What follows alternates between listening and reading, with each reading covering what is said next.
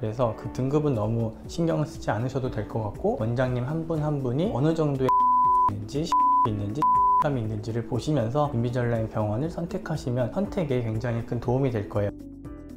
올해도 인비절라인 행사에 다녀왔습니다. 올해는 연세바로 치과가 이제 블루 다이아몬드 등급이라고 해서 한국에서 두 번째로 높은 등급이 됐어요. 이 등급은 저희 연세바로 네트워크 원장님들이 다 같이 이뤄낸 결과고요. 대표로 압구정 연세바로 치과 백의선 원장님께서 대표로 수상을 하였습니다. 이 행사에 다녀와서 느낀 점은 인비절라인이라는 이 투명 교정 장치 치료 방법이 점점 더 많은 사람들에게 선택을 받고 있구나 라는 생각을 했습니다. 인비절라인 관계자한테 물어보니까 작년 한 해 우리나라에서의 성장이 50%였대요. 그러니까 굉장히 빠른 속도로 늘어나고 있는 것 같습니다. 불과 제가 이제 인비절라인을 처음 하던 시절이 어땠냐라고 물어보니까 뭐 1년에 어느 뭐 한 분기당 300케이스 정도밖에 안 나오던 게 이미 올해는 벌써 이 한 달밖에 안 지났는데 3,000명이나 하고, 그러니까 전국적으로 봤을 때 이 투명 교정이라는 시장이 점점 커지고 있는 것 같아요. 예전에 한 10년 전 정도의 투명 교정 전면에 내세웠던 투명 치과 사건이 있었는데, 그 사건의 핵심은 뭐냐? 안 되는 치료를 된다라고 뻥을 치면서 교정 치료를 했던 거죠. 그때는 투명 교정이라는 컨셉도 좋고 그 병원이 하고자 했던 것도 알겠지만 기술력이라는 것 자체가 조금 떨어졌어요. 너무 시대를 앞서갔던 거죠. 하지만 지금은 이 기술이 굉장히 많이 발달을 했고, 그 기술을 적당한 곳에 잘 활용만 한다면 좋은 치료 결과를 얻을 수가 있어요. 그래서 이 좋은 치료 결과들을 저뿐만 아니라 많은 원장님들이 만들어내고 있다 보니까 점점 더 많은 환자분들이 주변에서 보니까 저걸로 했는데 치료가 잘 되더라, 이런 입소문들이 나면서 점점 그 환자분들이 늘어나고 있는 것 같아요. 작년만 해도 저희가 블랙 다이아몬드 됐을 때 블랙 다이아몬드라는 그 많이 하는 치과들이 몇 개가 안 됐거든요. 근데 올해는 다이아몬드도 너무 많아졌고 블랙도 많아졌고, 심지어 저희도 이제 블루가 됐고 내년엔 뭐 레드가 되겠죠. 등급이 있는데 이 등급은 정말 그 얼라인이라는 회사의 마케팅 수단이고요. 뭐 중요한 거는 아닌 것 같습니다. 그래서 그 등급은 너무 신경을 쓰지 않으셔도 될 것 같고, 원장님 한 분 한 분이 어느 정도의 경험이 있는지 실력이 있는지 자신감이 있는지를 보시면서 인비절라인 병원을 선택하시면 선택에 굉장히 큰 도움이 될 거예요. 인비절라인을 선택할 때는 크게 제 생각에 몇 가지 보면 되는 게 있는데, 첫 번째는 원장님이 자신 있어 하는지, 잘 하는지, 인비절라인을 좋아하는지, 그런 걸 좀 봐야 돼요. 뭐냐면 저 같은 경우는 인비절라인으로 브라켓과 별다른 치료 결과의 차이를 안 내고 만들 수가 있어요, 결과를. 하지만 어떤 원장님들은 인비절라인에 대해서 믿음이 부족해서 인비절라인으로 하면 인비절라인을 하는 것만큼 저 정도만 되는 거야, 브라켓이 당연히 더 좋아, 이렇게 생각하시는 분들도 아직도 있거든요. 저도 예전엔 그랬고요. 그러면 이런 원장님은 인비절라인이라는 투명 교정 치료를 했을 때 완성도 자체에 자기가 받아들이는 게 굉장히 낮아요. 왜냐하면 자기 믿음이 없으니까. 하지만 저를 포함해서 제가 아는 몇 분의 원장님들, 인비절라인으로 자신 있어 하고 믿음도 있는 분들은 인비절라인으로 브라켓보다 난 더 잘할 수도 있고 오히려 똑같이 할 수 있어 라고 하시는 분들은 상담할 때부터 느낌이 좀 다를 거예요. 그래서 그런 원장님들 찾아가는 게 첫 번째고, 두 번째는 이 등급은 그렇게 중요하진 않은 것 같아요. 사람이 레지던트 시절도 생각해보면 한 100명 정도의 환자를 보면 자기가 그 진료에 대해서 자신감이 생겨요. 1년차 때 보통 100명에서 150명 이렇게 치료를 하거든요. 그리고 그 환자들을 이제 치료해 나가면서 공부하면서 3년이라는 시간을 거치고 나오면 전문의가 되는 거예요. 근데 인비절라인도 제가 해보니까 처음 한 100명 정도를 하고 나야 좀 이제 감이 생기고 치료를 하게 되는 것 같아요. 저야 뭐 지금 100명, 700명 정도 치료를 하고 있지만 한 100명 정도 이상은 그래도 보신 원장님을 찾아가시면 자기만의 어떤 스타일이 생길 거고 노하우가 있는 분들일 거예요. 그래서 그런 분들이라면 등급과 관련 없이 다 잘할 수 있을 겁니다. 등급이라는 건 그냥 단지 많이 하는 거니까 마케팅을 많이 하는데도 많이 할 거고요. 실력이 많은 분들도 조금씩이지만 오래 하신 분들도 또 그